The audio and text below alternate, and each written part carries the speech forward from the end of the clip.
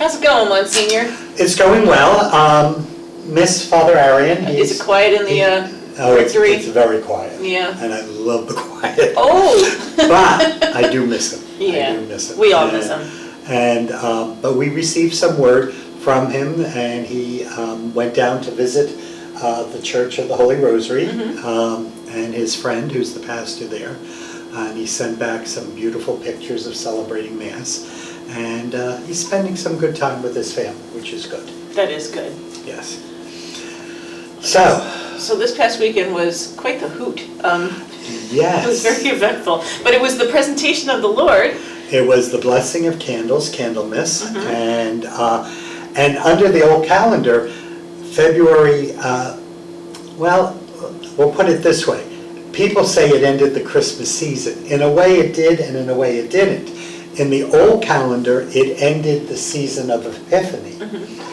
Christmas time went from Christmas Eve to Epiphany, which in the old calendar was January 6th. Then from January 6th to February 2nd was what was known as Epiphany. So you had the second Sunday of Epiphany, the third Sunday, the fourth Sunday. It was its own season. It was its own season, and in fact, our Protestant brothers and sisters who are liturgical in nature have that still. In the reform of the calendar, it became ordinary time, the first section of ordinary time. But what was interesting, because I did some research on this, between the Feast of the Presentation, which ended the Epiphany time, and Ash Wednesday, we had 2 to 3 Sundays that had these crazy Latin names to it. Oh, what were they? Oh, you're going to ask me to do it? Well, we talked about this before we started filming, and we both could not pronounce these names. So. Well, basically, it's the 70th, 70 days before Easter, the 60 days before Easter, and the 50 days before Easter. So it would be Septuagesima, Sextagesima, and Quinquagesima. Quinquagesima.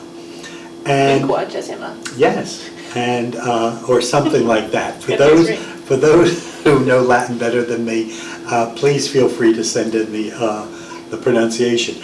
But this was kind of like a pre-Lenten period of examination and prayer and penance. Because we needed more penance. Oh, we definitely need more penance. Yeah.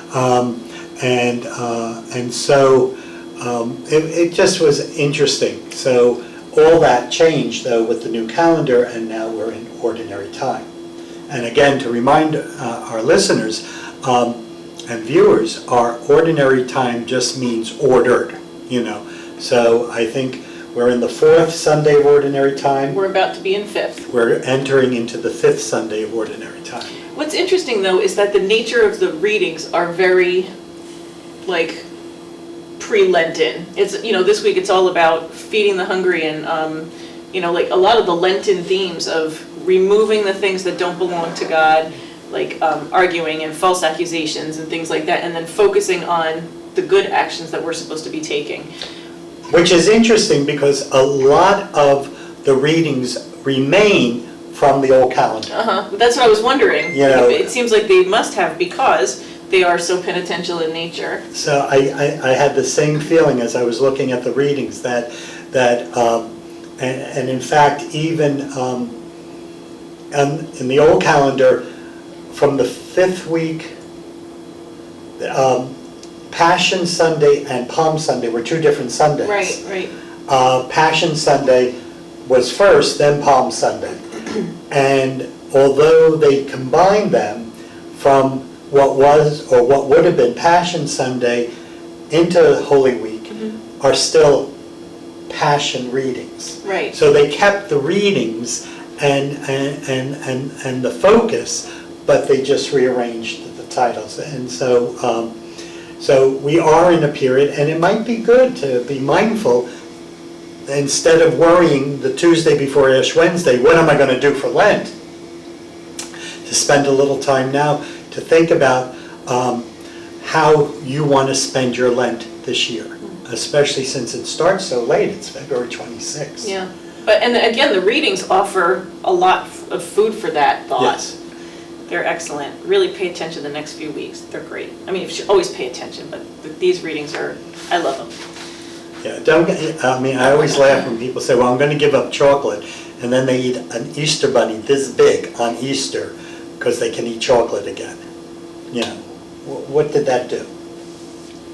Give you a tummy ache, probably. And probably made you less than welcome at the table. Probably. All right, cool. So now things that are coming up, this weekend is the military food collection. Yes, again, our parish will be assisting families at the joint base of Msgr and Fort Dix to supply them with food at a time when, well, who knows what the government is doing. But they're not taking care of their military families. No, they're busy ripping things up and being dumb. Yes, I know. They should be sent back to kindergarten. But anyway, did we say that on the air? I'll say it again. But the reality is families are in need and we hope to support them. If you have food, please drop it off and it will get there. And we are part of a group of community organizations that are supporting this effort. Good.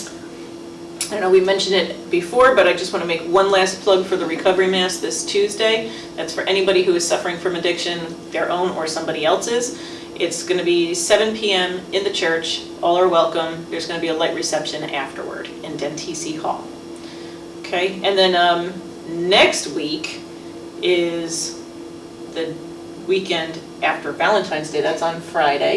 Valentine's Day is on Friday. You know, we're having our pre-Cana next weekend. We always do it on the Valentine's weekend, right? Well, not all the time, No? but, you know, there was such concern among the team that we had chosen Valentine's Day that nobody would sign up. Yeah. We already have 28 couples. Dang! Or 27, I'm sorry, 27 couples. Wow. We have room for one more couple. And I kept telling everybody I wanted Low Lights and Barry White singing. Oh my gosh, that's a bad idea.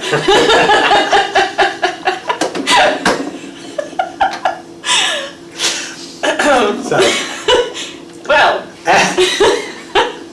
never mind. So, pre-Cana. We have pre-Cana, and so at the 4:30 Mass on that weekend, couples will be gathering to, who are preparing for the sacrament of marriage. They will have their rings blessed and they will be blessed. But after the readings, we'll have the prayer, married couples will be asked to pray for each other. So that's going to take place on the 15th and the 16th.